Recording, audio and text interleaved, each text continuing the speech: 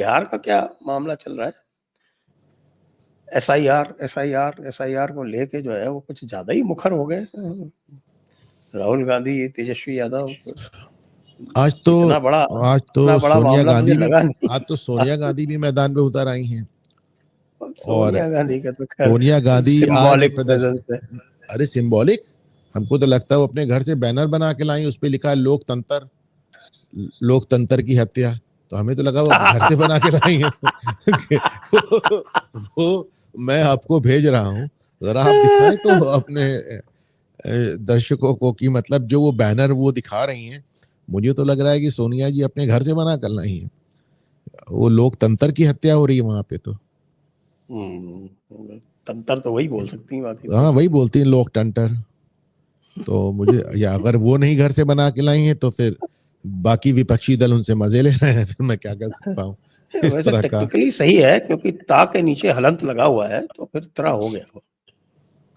आप पढ़ लीजिए फिर बताइए टेक्निकली सही है गलत है, मैं भेज रहा हूँ आपको तत्काल। नहीं, मेरे सामने खुला हुआ है। खोला हुआ है तो फिर दिखाएं सर। तो खुला हुआ है, उस पर लोक तंत्र जो नहीं है, तंत्र नहीं है, ता के नीचे हलंत है, तो तरह हो गया फिर तो। चलिए, पर ऐसे लोकतंत्र लिखा हुआ, ऐसे लोकतंत्र पे ऐसे लिखा हुआ पहले कभी देखा नहीं, सिवाय इनको बोलते सुना है लोकतंत्र। तो देखिए भेज दिया मैंने आपको। ओमकार जी ने उस पर कमेंट भी किया है, लोकतंत्र तक ठीक नहीं लखा पोस्टर पे चले हैं लोकतंत्र की बात करने। हाँ मतलब, और रही दूसरी बात यह है कि बड़ी एक अजीब सी बात है, मतलब किस चीज का विरोध हो रहा है। चुनाव आयोग बता रहा है भाई इतने लाख लोग मर गए, क्या नहीं नाम नहीं हटाओ।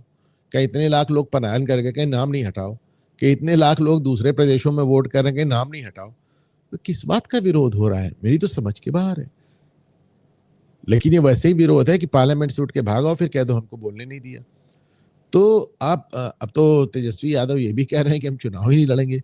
क्या फर्जी वोटों के सहारे बैठे हुए थे कि फर्जी वोट कट जाएंगे तो तुम चुनाव ही नहीं लड़ोगे?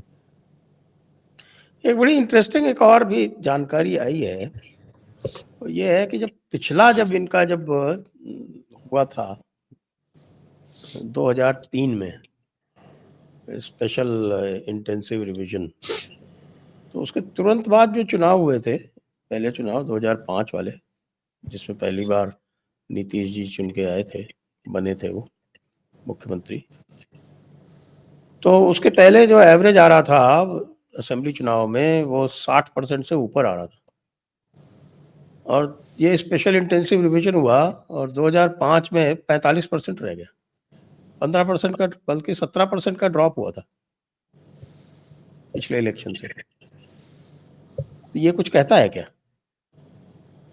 ये कहता है कि जब जितनी बार रिवीजन होगा उतनी बार इस तरह की गड़बड़ियां पकड़ी जाएंगी, और जब तक वो रिवीजन करने वाला नवीन चावला ही ना हो तब तक ऐसे लोगों को हटाया भी जाएगा।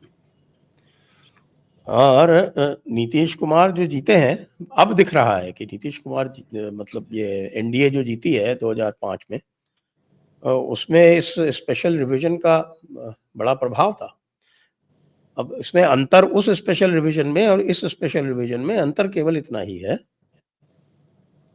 है कि उसमें जो है वो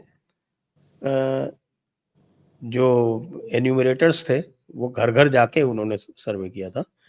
इसमें उन्होंने सबको फॉर्म दिए हैं, वो फॉर्म भर के लोगों को देने हैं। अब ये तो इतना बड़ा अंतर नहीं हो गया जिसके लिए इतना बड़ा आंदोलन किया जाए। भाई 31 दिन में पिछली बार भी हुआ था, 31 या 35 दिनों में, इस बार 35 दिन में हो रहा है, पिछली बार 31 दिन में हुआ था।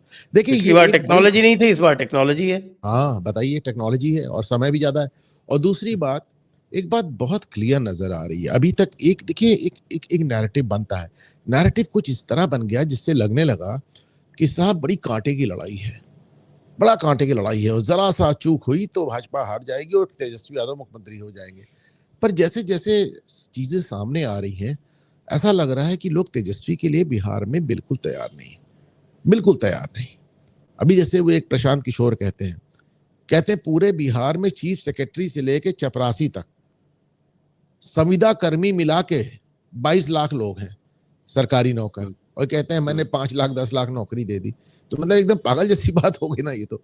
तो कहते हैं कि भाई अपना नंबर आप दिखा दीजिए, मैं अपना जनसुराज वापस ले लूंगा। तो हकीकत ये है कि लोग जिस तरह इन्होंने एक नैरेटिव बनाया कि बड़ी कांटे की लड़ाई है, उसी तरह भाजपा भी एक नैरेटिव बनाने में कामयाब रही कि तेजस्वी यादव को वापस लाना, जंगल राज को वापस लाना है। और इसके चलते मुझे तो अब काफी एक मामला एकदम वन साइडेड अफेयर नजर आ रहा है। ये बात तेजस्वी यादव को भी समझ में आ रही है। तो जिस तरह राहुल गांधी संसद से भाग के बाहर कहते हैं मुझे बोलने नहीं दिया गया, कुछ उसी तरह की बात इस समय तेजस्वी यादव कर रहे हैं, क्योंकि तेजस्वी यादव, अच्छा दूसरी बात, एक भूमिका भी हर चुनाव के पहले चिल्लाना शुरू कर दो कि चुनाव चोरी हो रहा है। जीत गए तो वाह वाह, हमने चुनाव आयोग को भी पटक दिया, हम तब भी जीत गए, हार गए तो चुनाव आयोग डकैत है। तो साहब बड़ा स्टैंडर्ड एक प्रोसीजर हो गया है। राहुल गांधी चिल्ला चिल्ला के कह रहे हैं हम कर्नाटक में ब्लैक एंड व्हाइट में दिखा देंगे चुनाव आयोग की चोरी। अरे कर्नाटक में तो तुम ही जीते हो यार।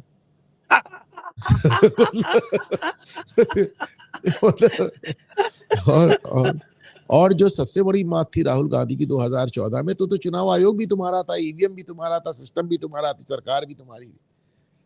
तुमने तो तब भी हार नहीं मानी थी, तब भी कह दिया कि जनता, उस समय तो उन्होंने गजब की बात कही थी, उन्होंने कहा जनता को बेवकूफ बना दिया गया, सीधे जनता को ही मूर्ख घोषित कर दिया। तो ये एक अपनी डायनास की एक वो है साहब, वो हार नहीं मानेंगे, वो या तो जीतेंगे और या वो कहेंगे कि हमारे साथ फ्रॉड हुआ है।